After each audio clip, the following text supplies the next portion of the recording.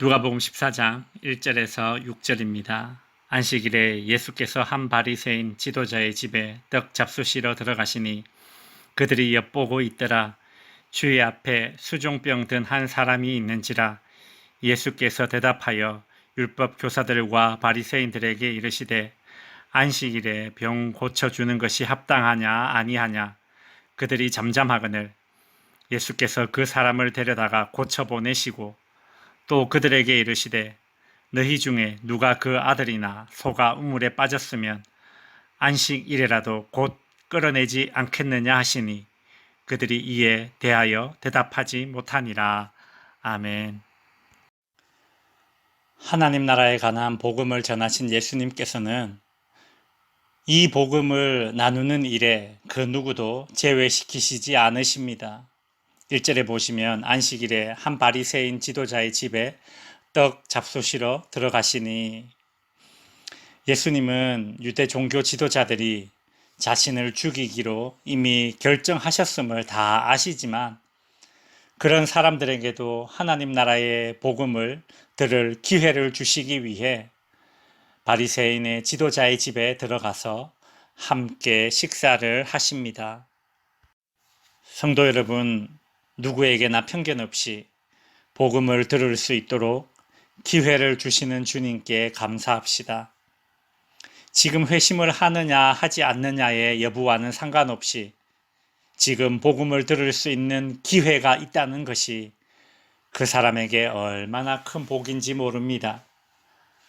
우리나라의 복음을 전한 선교사님들 중에 최초의 장로교회를 세운 선교사님의 이름은 언더우드 선교사님입니다.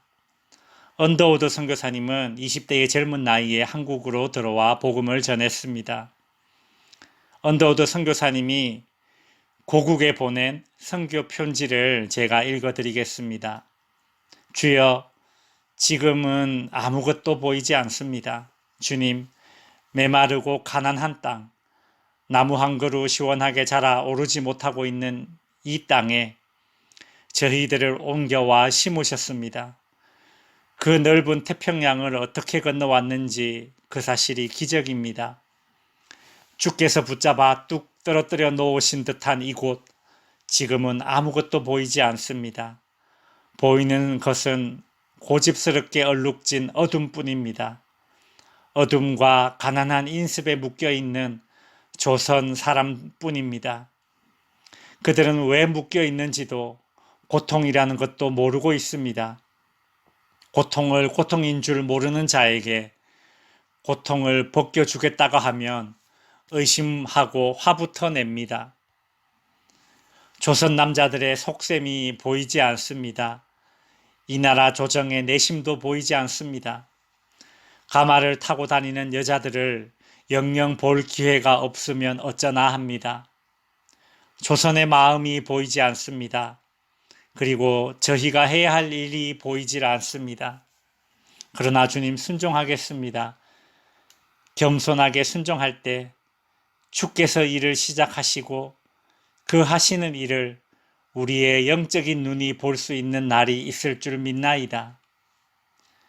믿음은 바라는 것들의 실상이요 보지 못하는 것들의 증거니라고 말씀을 따라 조선의 믿음의 앞날을 볼 수 있게 될 것을 믿습니다.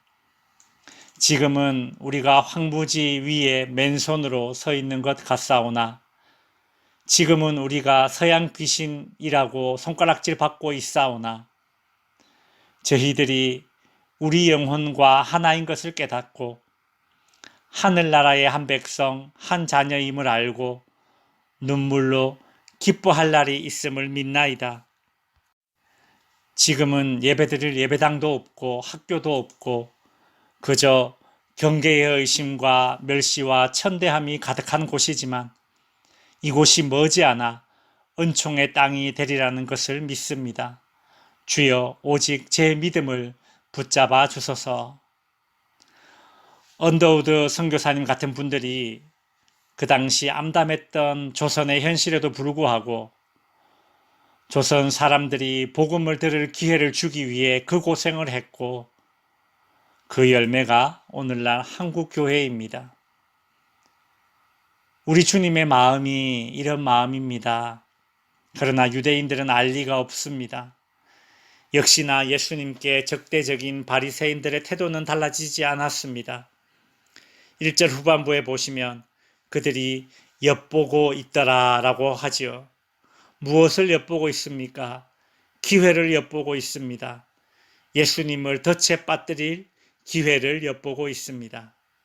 2절에 보시면 주의 앞에 수종병 든 한 사람이 있는지라. 수종병은 몸에 물이 차는 병입니다. 암으로 복수가 찬 환자들이 있지 않습니까? 이상한 것은 이처럼 중한 환자가 어떻게 안식일에 바리새인의 지도자의 집에 있었는가 하는 것입니다. 매우 어색한 현장입니다. 아마도 예수를 시험하기 위해 일부러 환자를 데려다 예수를 덫에 놓은 것입니다. 예수님께서는 그들의 악한 의도에도 아랑곳하지 않고 보란듯이 그 환자를 고쳐주십니다. 그리고 이렇게 말씀하시죠. 너희 중에 누가 그 아들이나 소가 우물에 빠졌으면 안식일이라도 곧 끌어내지 않겠느냐. 그 당시 유대인들은 자녀들 중에 아들을 제일 중하게 여겼고 짐승들 중에는 소를 가장 중하게 여겼습니다. 예수님은 아들과 소를 비유로 들어서 너희가 아들과 소를 귀하게 여기는 것처럼 하나님 아버지께서는 이 환자를 귀하게 여기신다는 것을 알게 해주십니다. 말씀을 정리하겠습니다.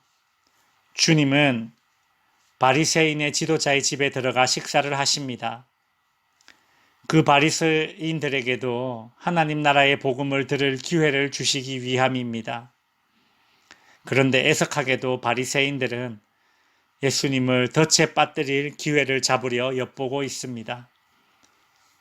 바리새인들은 예수님을 죽일 기회를 얻기 위해 엿보고 있지만 예수님은 그들도 하나님 나라의 복음을 들을 기회를 주시기 위해 애쓰셨습니다. 성도 여러분, 하나님 나라의 복음을 들을 수 있음이 복입니다. 하나님께서 우리에게 하나님 나라의 복음을 들을 수 있는 기회를 주심에 감사하시는 성도님들이 되시기를 주님의 이름으로 축원드립니다.